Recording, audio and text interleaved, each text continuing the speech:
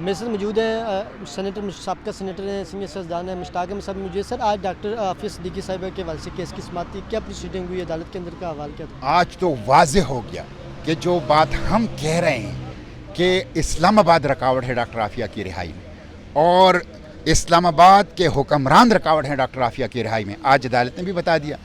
آج امریکی وکلاء نے کمپیشنیٹ گراؤنڈ پر موشن وہاں جمع کی ہے کہ انسانی ہمدردی کی بنیاد پر عافیہ کو رہا کیا جائے. حکومت پاکستان اس میں صرف 2-3 جملے لکھتے ہیں کہ ہمیں اس موشن پر کوئی اعتراض نہیں ہے اور ہم چاہتے ہیں کہ ڈاکٹر عافیہ رہا ہو. آج حکومت نے بتا دیا کہ ہم نہیں لکھ سکتے. اب اسی طرح کلیمنسی پٹیشن رحم کی اپیل, یو ایس پریزیڈنٹ کے پاس یہ اختیار ہیں کہ وہ کسی بھی قیدی کو سزا معاف کر کے چھوڑ سکتا ہے. ماضی میں ایران اور روس کے قیدیوں کو چھوڑا گیا ہے. یہ کلیمنسی پٹیشن حکومت پاکستان سے کہا گیا کہ وہ دائر کریں.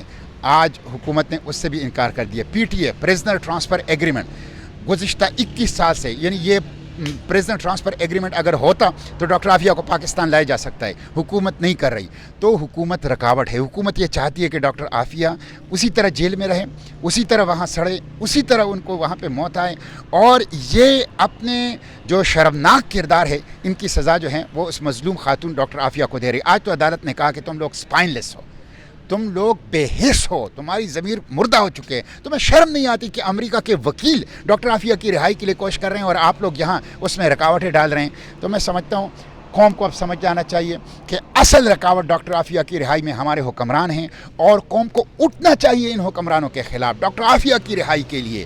وہ 21 سال سے ایک مظلوم خاتون حافظ قرآن, میں خود اس سے ملا ہوں, وہ جس جیل میں ہے وہ بدنام ترین جیل ہے, ان کی زندگی کو شدید خطرہ ہے. 21 سال سے وہ اپنے بچوں سے الگ ہے, بے گناہ ہے. وہ تمام قوانین پاکستان اس کے وائلیٹ کر کے ان کو امریکہ کے حوالے کیا گیا ہے. انٹرنیشنل لا کو وائلیٹ کر کے اس کو امریکہ شفٹ کر دیا گیا ہے.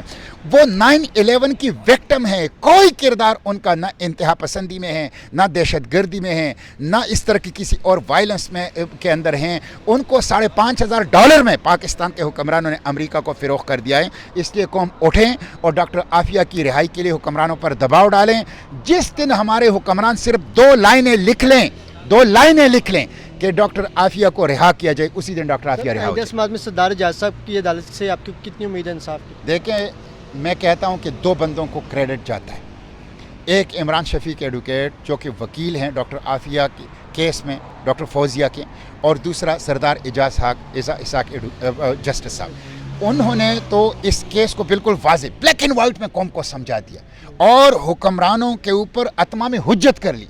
ان کے اوپر تمام راستے ان کے بند کر دیے کہ وہ ڈاکٹر عافیہ کی رہائی کے لیے کچھ کریں, لیکن آج ثابت ہو گیا کہ کچھ نہیں کر رہے ہیں. تو میں سمجھتا ہوں مجھے عدلیہ سے بہت امید ہے, جس طرح اس کیس کو بلیک اینڈ وائٹ میں جسٹس اعجاز اسحاق صاحب نے بالکل واضح کر دیا قوم کے سامنے, اسی طرح انشاءاللہ اسے لاجیکل کنکلوژن تک پہنچائے گا, اور حکومت کو یہ عدلیہ مجبور کرے گی انشاءاللہ کہ وہ ڈاکٹر عافیہ کی رہائی کے لیے خط لکھیں, اور جس دن یہ خط لکھا گیا وہ رہا ہو جائے گی. سر یہ بتا دیں کہ ایک طرف حکومت جو ہے وہ غزہ مارچ کرتی ہے تو آپ لوگوں پر تشدد کرتی ہے, ماردار کرتی ہے. اسرائیل سے کہا جا رہا ہے کہ فائر وال کی تنصیب کی گئی ہے. ابھی آئی ٹی ایکسپرٹ ہیں, انہوں نے ایک منصور علی خان صاحب کو انٹرویو میں کہا کہ اسرائیل سے حکومت نے کوئی لی ہے, انسٹال کیا ہے, جو فائر وال ہے انسٹال کر کے پاکستانی پی ٹی اے کے ساتھ لگایا گیا, جس سے اب انٹرنیٹ وغیرہ سست ڈروی وغیرہ کا بھی شکار. اس حوالے سے کیا کہیں گے, اسرائیل سے ہر چیز لینی ہے؟ دیکھیں, غزہ مارچ کے اوپر جو انہوں نے تشدد کیا یہ قابل مذمت ہیں.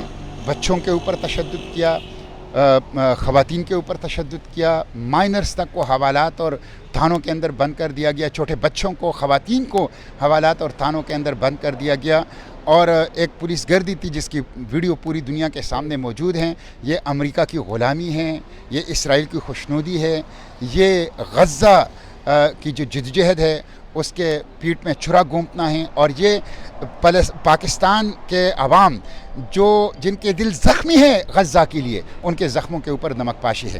تو میں اس کی مذمت کرتا ہوں اور حکمرانوں سے کہتا ہوں کہ فلسطین پاکستانیوں کے وجود میں خون کی طرح گردش کر رہا ہے. کوئی 2 ریاستی حل ہمیں منظور نہیں ہے. فلسطینیوں کا ہے, سارا کا سارا ہے, اور بیت المقدس اس کا دارالحکومت ہوگا. اور اس طرح فلسطین کی آواز کو دبانے کی جو کوشش کی جا رہی ہے یہ انشاءاللہ کامیاب نہیں ہوگی. تھینک یو سر، بہت بہت شکریہ.